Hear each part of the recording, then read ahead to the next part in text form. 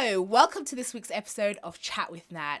Today, I have a really special guest. The political fangirl in me is screaming. I am so excited to have Samira Sawlani here in the studio. Welcome to Chat with Nat.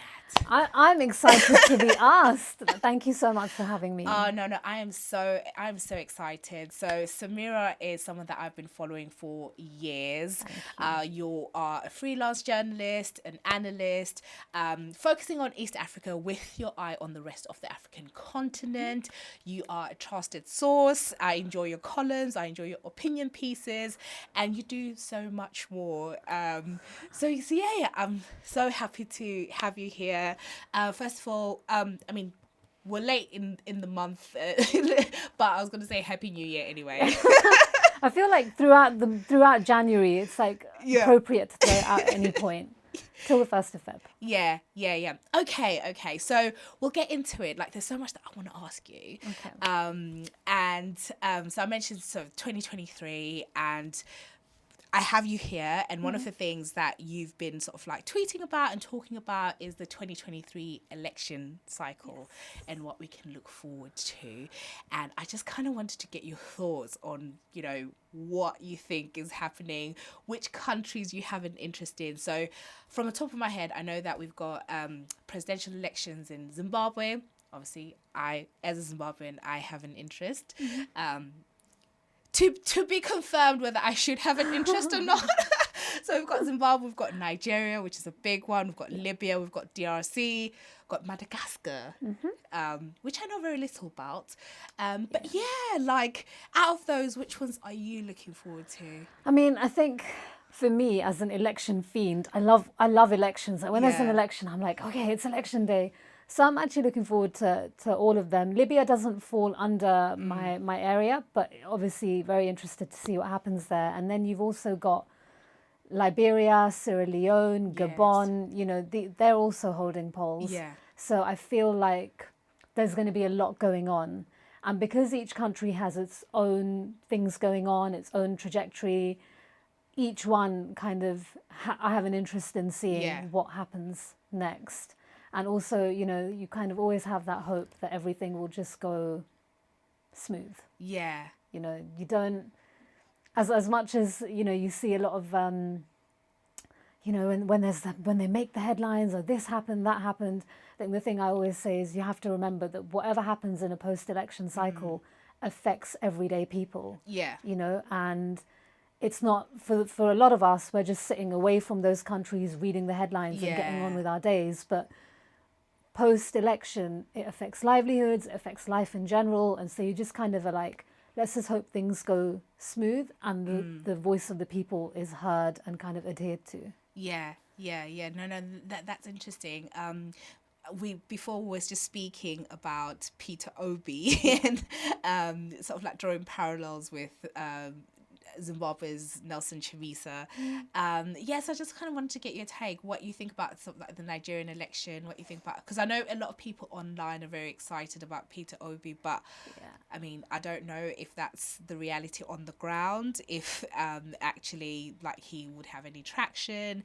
So just kind of wanted to get your thoughts on, I guess maybe just generally, not just specific to Nigeria or Zimbabwe, but is there a difference between digital sort of reception of candidates, or rather social media reception of candidate versus on the ground in the continent? Because we still have that technological gap, don't we? So I never want to, dismiss entirely what goes on social media. Yeah. There is a reason candidates in elections use social media to campaign. It is an avenue. Yeah. But I think something a lot of us have learned, particularly from the Ugandan example, is never base or predict elections on what you're seeing on social media. Because yes, you've got a certain class, certain groups of people who are on social media who are saying, this is who my candidate is, this is who's going to win. But it's the people out there in, the masses and the villages who may not be putting things on social media who also have a vote. Yeah. And so you kind of take it with a pinch of salt when you see candidates getting a lot of traction on Twitter, people being like, this is who I'm going to vote for, because there's a whole host of people who are not telling you who they're voting for, who aren't on social media. And also, it's quite easy for me to sit on Twitter and say, so this happened with people I'd known in Kenya during the August polls. They were on Twitter backing their candidates, and because I partly live in Nairobi now, and so when I went back, I was like, oh, so did you vote? Oh, no, I couldn't be bothered. And it was like, but for all these weeks, it's easy to tweet. It's a whole other matter to queue and vote. So I think that it's always just take it with a pinch of salt. Don't dismiss it, but never ever base your predictions for an election on what you see on social media. Don't do it. I think a lot of us have kind of leaned that way and have been burnt. Yeah. So what happened in Kenya? Because I know like William Ruto is the new president. Did you predict that being the case? How has it been received so far? So I did not predict it. I didn't. This was one of those elections where I did not have a clear cut, this is the person who I think is going to win. What came of interest to me during that time was meeting young people who were saying they weren't going to vote in the election. And what was being branded as voter apathy, as I continued my research, you kind of found that no, they were saying by choosing not to vote, we're making a political stand. Right. We're sending a message that none of you represent us. So my attention was more on how many people are not coming out to vote and why. That kind of, and I think that when elections take place and there's a winner, life goes on and very little attention is given to, but what were the demographics who didn't come out to vote and why? Why are people not participating in the political process?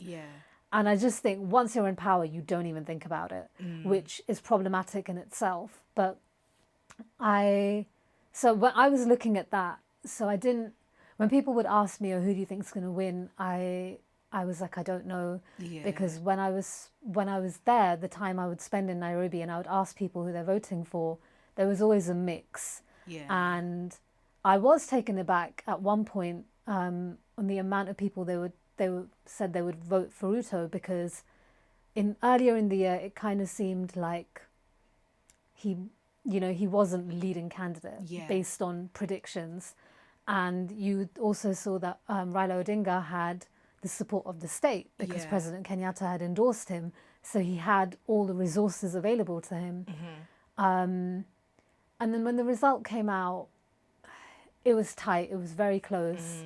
Which tells you of possibly a country divided around political lines. And since then, again, you just get on with it. Elections come, elections go. He's the president. Mr. Odinga challenged it in court. Result was upheld. And I think both sides campaigned hard and campaigned well. But I do think that if I look at it from like an analysis point of view, William Ruto going for the whole hustler narrative really spoke to young people, to the working class. I'm a hustler, and whether the merits of whether he qualifies as a hustler now is neither here nor there for this conversation. But I think they really picked up on something there. Going along class lines, that was a very sensible move. Okay. So let's zero in on Kenya, because that is one of the things that I wanted to speak about, because you mentioned that you are living in Kenya, you spent a lot of your time there. I've always sort of seen Kenya as, I think there was a time that it was touted as the capital of Africa, sort of like the beacon of Africa, like in terms of tourism, and all that sort of stuff. I know that it's probably the largest East African economy, if I'm not mistaken.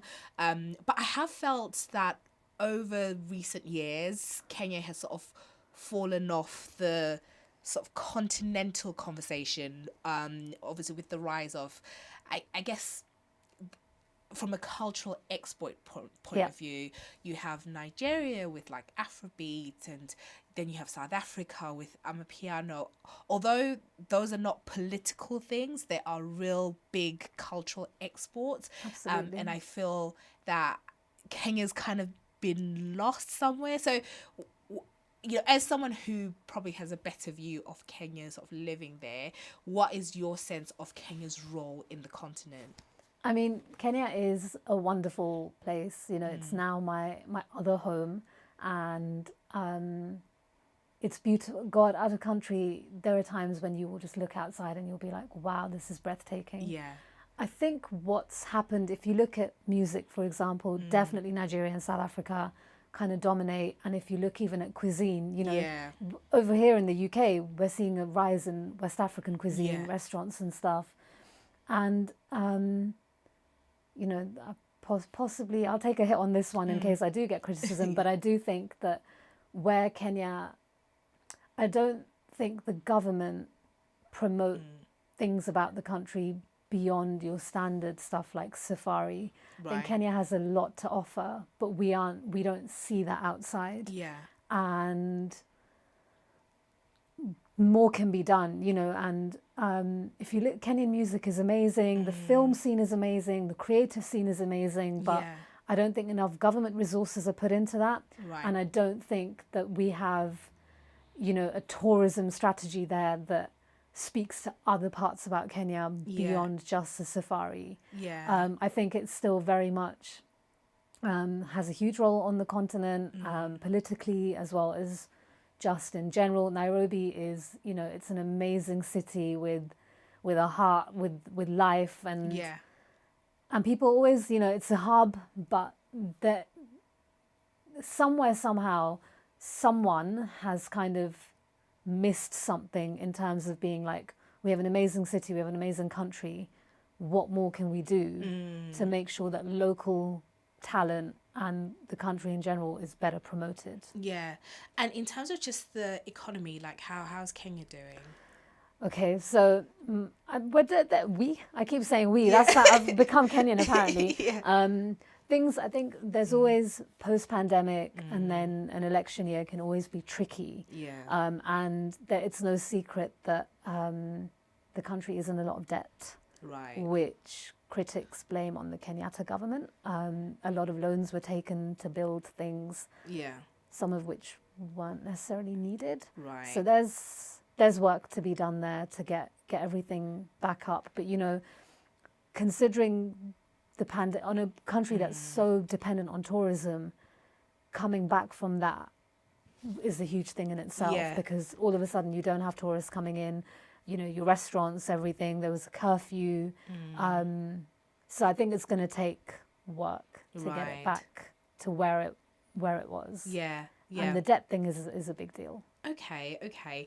And there's a headline that I saw that was of interest to me, which was about Shailene Ruto, who's the daughter of the president, who has set up the first of its kind, the office of the first daughter. And I was like, what is going on? And I remember listening to a show where they were talking about it, and some people were like, well, yeah, she's the office of the first daughter, you know, it's fine. And I was like, that doesn't sound right. So I just wanted to get your take on that. Oh, Kenya.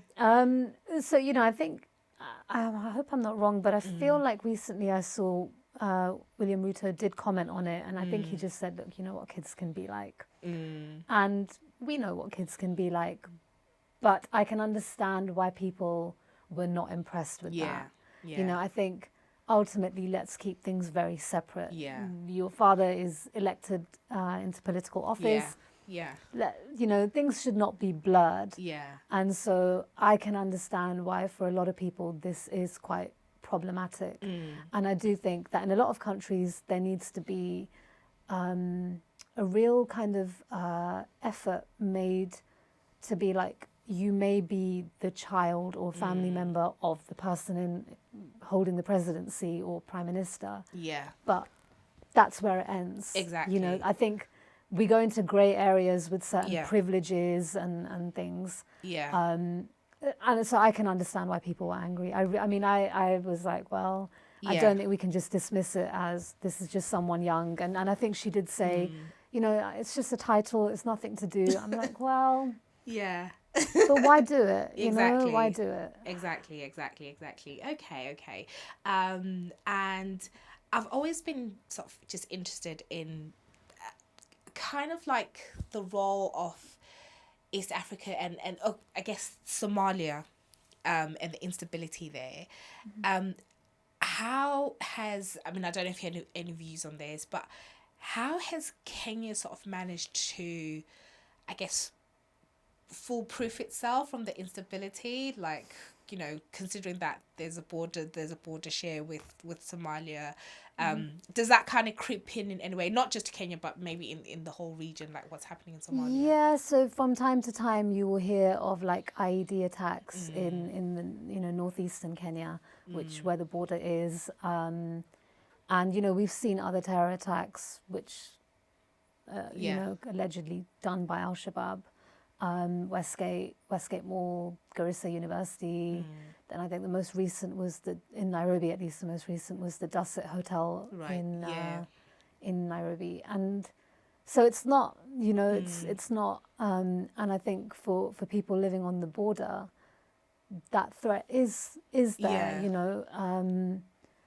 and I'm not sure if there's really any way to foolproof yourself from those attacks, because Al Shabaab will consistently say, we're carrying out these attacks in Kenya because you have troops in Somalia, but you're also like, well, you're Al Shabaab, so you could just be saying anything. Like, they could pull their troops out and you will still, like, life is of no value to you. You don't care who you kill. And so those threats are still there. The bitter reality of it, in my opinion, is until that terrorist group is completely out, the threats will always remain. Okay. And just quickly going back to the election cycle and what's happening this year. Obviously, I have an interest because I'm Zimbabwean, so the Zimbabwean election. I just kind of wanted to get your view, I guess, as someone who's not Zimbabwean, but someone who sort of like just keeps an eye on what's happening. Is that election of interest to you? Absolutely. Yeah. I mean, absolutely. I think, again, with Zimbabwe, voter turnout will be interesting. The amount of young people voting will be interesting. I see a lot of Zimbabwean activists tweet, please go register to vote, please go register to vote. And so I am interested to see, again, how many people are going to choose not to come out. And, it's hard to make predictions. But with what we've seen in previous elections, ZANU-PF clearly have, they do what they do. And, I think, again, you look at someone like Nelson Chamisa, he's out there, he's trying to do his campaigning. And one of the tricky things we come across in some countries is when you have got the state actively, because, I've always said that rigging does not happen at the ballot box in some cases.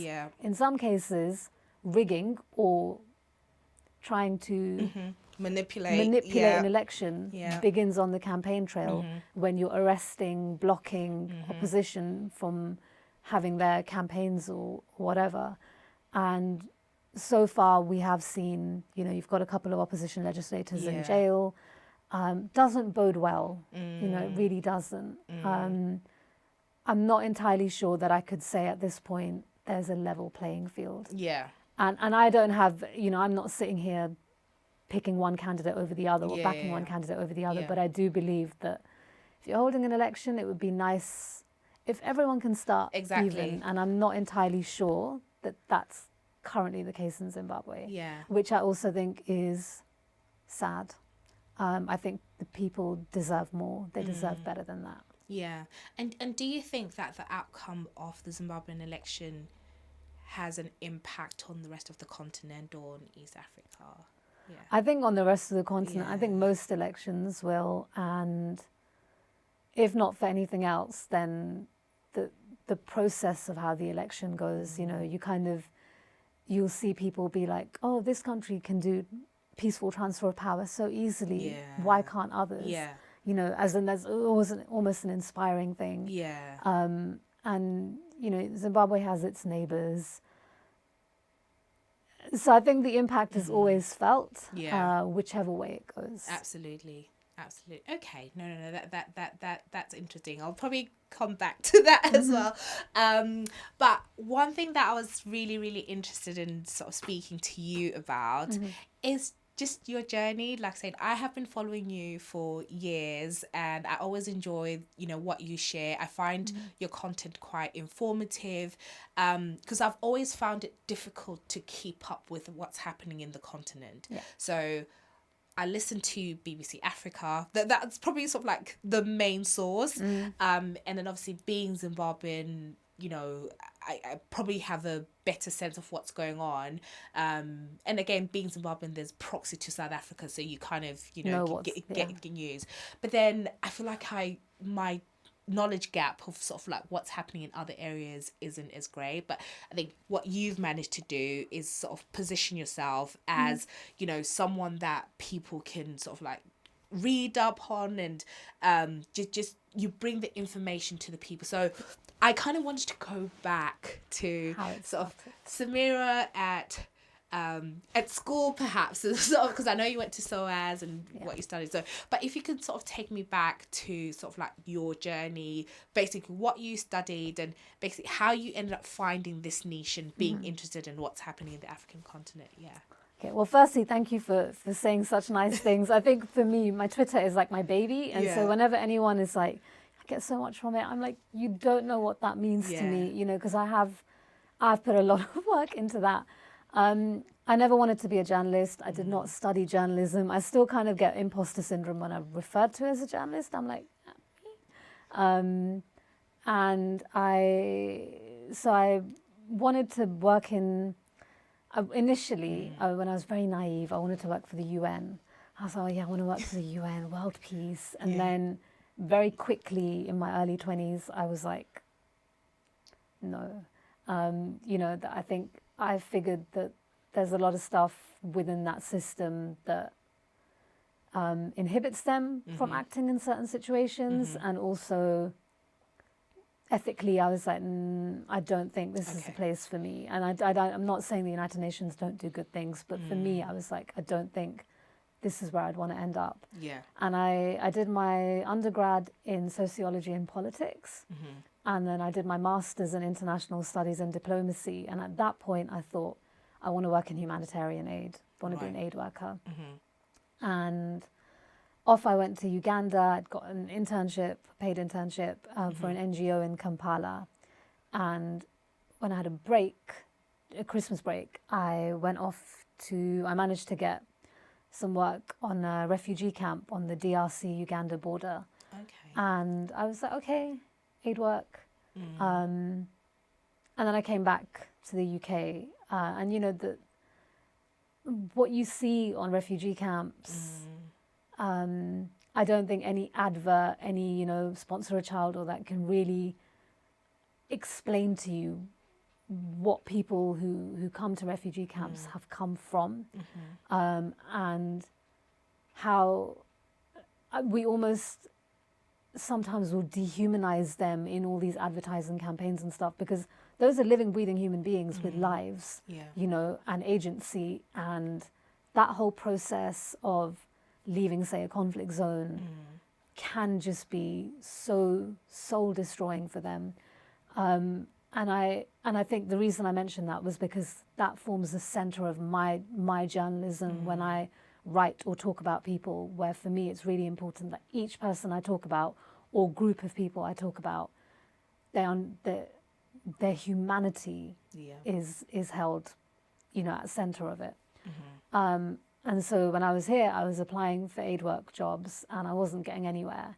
And so I wrote to the Ugandan elections were coming up, and I wrote to an editor there, and I just said, I know people in the Ugandan diaspora here, and I'd love to ask them about the election. Can I write you a piece? Yeah. And he was like, yeah, but we don't pay. And at the time, I was doing a little admin job at an estate agent's. And I was like, okay, that's fine. That's how I started.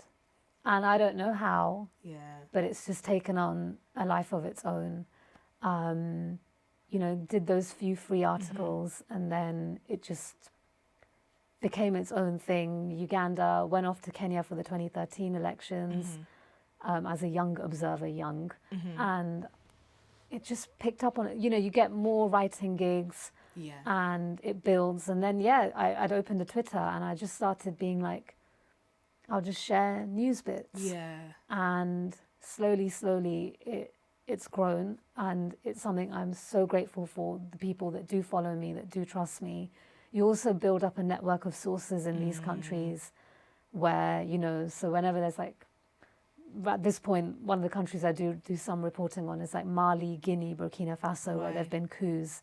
And it's because I have people there on the ground who will message me and say, this is what's happened. It just happened. Honestly, it's weird because it's hard to almost explain it, but it did happen on its own. And at the same time, you know, I made mistakes along my way, reporting mistakes. And I think I kind of learnt on the job almost. So I want to go back to your experience at the refugee camp, because you say that sort of gave you your raison d'etre, whatever people you know, like the purpose, and it informs your sort of like moral campus. I just want to know what that was like, and if you have any story or just anything that's still vivid in your memory that you're like. I don't think those memories really ever go away. I think it's certain, when you see someone's humanness, you know. I remember one guy had crossed over, and he'd walked from DRC, across the border, whatever, because it was a transit camp. And he had a plastic bag, and he'd run out of his house, and the one thing he'd picked up was a copy of the Bible. And I think for me, there was a moment of, even in times like this person has faith. And there were other, you know, horror stories. There were because when you register them, they tell you things. And you'd kind of hear it, and you'd be like, okay, but you end up in this space where you're like, you've been through something really, really terrible and really difficult, but in you telling me your story, and you've survived something terrible, this, and the Western gaze of, oh, this is so terrible, oh God, these poor people, I felt always took away from the fact that actually they're human beings as well. And they've been through something, but there's just this approach to it, which, oh, these poor Africans or poor Asians or whatever. And I think you can talk about people and their stories and their experiences and the worst they've been through while giving them dignity. And that's where I sometimes felt like there's a gap. And so that has always been central for me, in terms of, you write and talk about people with dignity. I love that. I think that's important. And then you mentioned that, you know, you approaching the Ugandan editor and then doing the piece. So was this already sort of network that you had of the Ugandan diaspora, or did you have to do like a lot of legwork, talking to different people? I had to do a lot of legwork. So I had a few people, and then I asked them if they could give me contact details of their friends and family who are Ugandan as well. And it was just interesting, isn't it? Because the whole diaspora role is, and because I'm, you know, Indian diaspora, like, I think I understand that. So you're kind of sat with someone who is like, yes, I live here, and yes, I'm not there, but I have views on this election. And am I allowed to have those views? Am I, you know, I mean, I think you probably understand better than I do. So that it was an interesting one to speak to people about, because you found that whatever be, they were really invested in what was going on back home, and they did have opinions on it, but some of them questioned whether they were allowed to. And it's interesting because what happens at home probably impacts them, of course, a great deal, of course. So that's I think there's something that's people can take from that, right? It's just showing that initiative, and Absolutely. and doing stuff for free. I know there's a whole debate around, you know, should you sort of like start off and not get paid? But then I think that there is something about you showing that initiative, because it wouldn't have opened doors, would it? Yeah, and I still think it is deeply problematic that often we have to start off doing things for free. And I also acknowledge that I had the privilege. I was living with my parents, so I was able to. And I did have my little side job. Now, you have to be pretty spectacular for me to say yes to working for free. I don't do it because I don't think it's okay. And I think industries like journalism, even humanitarian aid to an extent, all of these, it does start off with working for free. And that's not okay. But it was something that I had to do. And in terms of putting yourself out there, it is the hardest thing in the world. And I still struggle with it. There are so many things that my instant reaction is, no, I don't want to do it. And then I'm lucky, my parents, my siblings, my boyfriend, they know that about me. So they'll be like, hold up. Putting yourself out there is hard. But I think it's a Trevor Noah quote, which is, and I paraphrase this really badly, but rejection isn't the worst thing, regret is. And I look back and I think, if I'd not sent those emails to places saying, can I write for you for free? I wouldn't have what I have. Exactly. But I understand that it's not easy and it's not accessible to everyone. And then how do you get to the point of sort of like writing for the New York Times? That's still, I because of my very loud imposter syndrome, I don't tend to, whenever people are like, oh, you've done this, well done, I'm like, the New York Times was a big one because, you know, sometimes I can be into the whole manifesting thing. And I think for about 3 years straight, on New Year's Eve for the following year, I would say, get published by the New York Times.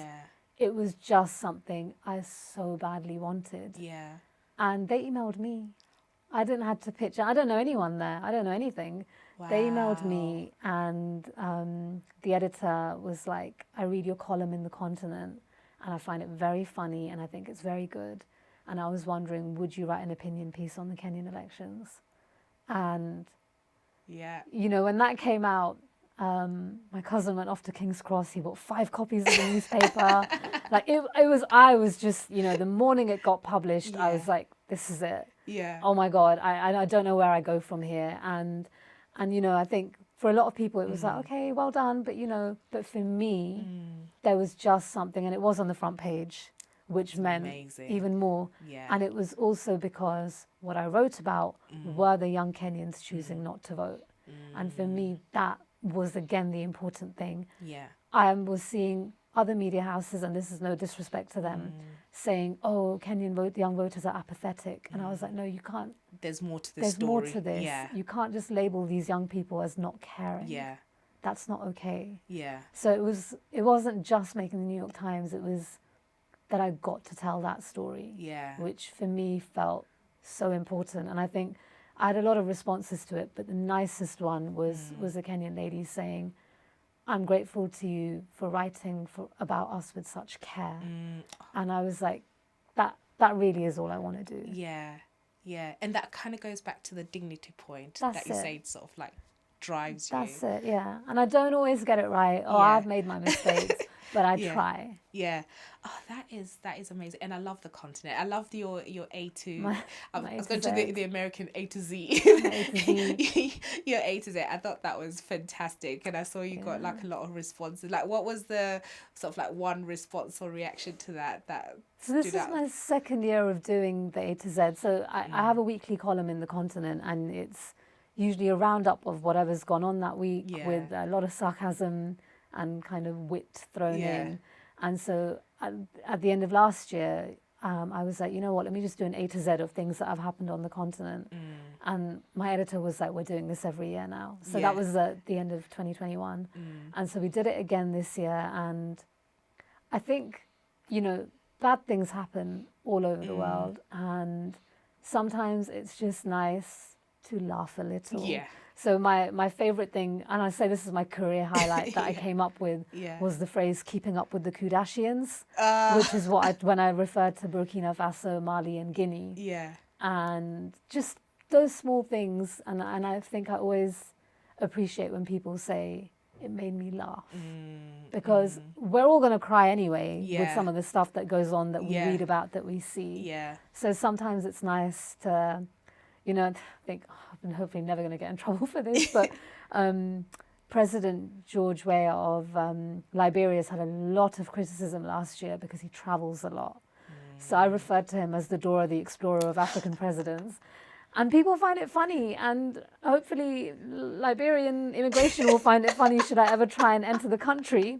But there's, you know, you have to laugh. Yeah. You have to laugh. He definitely probably has competition from Buhari, right? Liberia. Buhari probably. But the thing with Buhari is he's always here for healthcare. Okay, fair enough. I think where was between... And he left the country at the end of October, and he got back there mid-December. Okay. And he'd gone to some conference in Paris. Then he went to Qatar to watch his son play for the USA in the World Cup. Oh my goodness. Then he went to the US for some conference. And you're like... And, you know, they also are having challenges with the economy. So, like, guys, you know... Priorities. Whereas I think with Buhari, it's... Health. And I've been very openly critical of this because I think it's absolutely, to me, abhorrent that you will not use the healthcare systems that you are meant to be, one, taking care of for your populace, and what you expect them to use. I find that absolutely unacceptable. No. Same thing in the UK when I hear about Tory MPs or government ministers sending their kids to private schools, and I'm like, but you're... Yeah. The education system is okay for the rest of us, but not for you. And using private healthcare. Yeah, I find it unacceptable. Yeah, no, I definitely, like, I definitely agree with you. I mean, you're President Mugabe. When was the last time he'd seen a Zimbabwean? He was always in Singapore. Off Singapore, whatever. yeah. Just getting his healthcare. Exactly. I think it's not okay. Those are the things I really do rail against. When I see it, I'm like, come on. Exactly. Okay. So what are you sort of like, what's are you looking forward to, like, in 2023, just on your own sort of like personal journey and like career journey? And I've had a few weeks off. I came back to London, and I was like, and I finished my final end of year pieces, and I was like, I'm not doing anything anymore. I don't care. And I only resumed everything this week because the continent's back. And I actually have a column for a Kenyan online platform as well. Okay. So I just wrote my third one. So that's kind of resumed. So it would be nice to see those two grow. Yeah. I'm very much lost right now, where I'm like, do I want to continue with journalism? What do I want to do? Yeah. So it's a tricky one. But the one thing I have said is I would love to interview the coup leaders in those 3 West African countries. Because for me, there's something so fascinating about coups. What makes you get up in the morning and be like, right, we're overthrowing this guy? Yeah. And I had a piece out last year where I'd interviewed 3 people living in those countries and asked them how life had been post-coup. Yeah. And I'd love to see it from the side of the leaders. So that's top of the list. Yeah. Other than that, I'm very much... You know, and also you're living between 2 countries, not ideal. I don't recommend it to anyone. You get to Nairobi and you're like, oh, it's been 2 months, I have to fly back to London now. And then you're in London for 2 months. Yeah.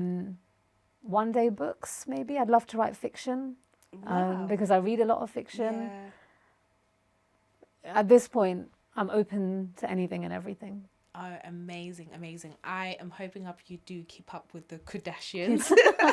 I think it would be interesting. And also, like, you know, who backs them, who funds them, because you know we know that there's a lot that sort of happening. So I think that would be really, really interesting. But Samira, it's been lovely speaking to you. Is there anything that you want to say that you know we haven't touched on before we close? I think just for anyone to go back to that point of putting yourself out there, you know, for anyone who's thinking of getting into not just writing or journalism, but anything, text that guy, ask him out, send the pitch, like apply for the job, because the worst thing you can be told is no. Yeah. And no is quite character building, you know. Like Yeah. I've had a lot of no, and it's Yeah. quite character building. That I think for me is kind of the thing I will always say. And if you're into like African politics and stuff, then subscribe to The Continent. It's a great Yes. publication. Yeah. You can read my weekly column in there, Yes. and come find me on Twitter at Yes. Samira Sawlani. I'm loads of fun. Yes, you are, and thank you so much, Samira. And I'll put the links to everything, and definitely do check out The Continent. Please subscribe to it, because I know they rely on people subscribing. And it's free. Yeah, and it's such a well written document. So yeah, I'm hoping that in my own little way I can contribute to the conversation in terms of just like the African space, because I think it's just, there's so much hidden in the continent. We like, well, there isn't as much information out there, which is what I'm really passionate about as well. So I think we kind of share that passion. So Samira, thank you so much. This is not your last time. No, I'll be back. Oh gosh, you will be back. I'll be back. And I hope to visit Nairobi at some point. Whenever you're ready. Yes, we're there, we're yes, waiting for you. yes, You know, I'm off yes. next week, so whenever you're ready. No, enjoy, and we'll be keeping up with you. Thank you, Samira. Thank you.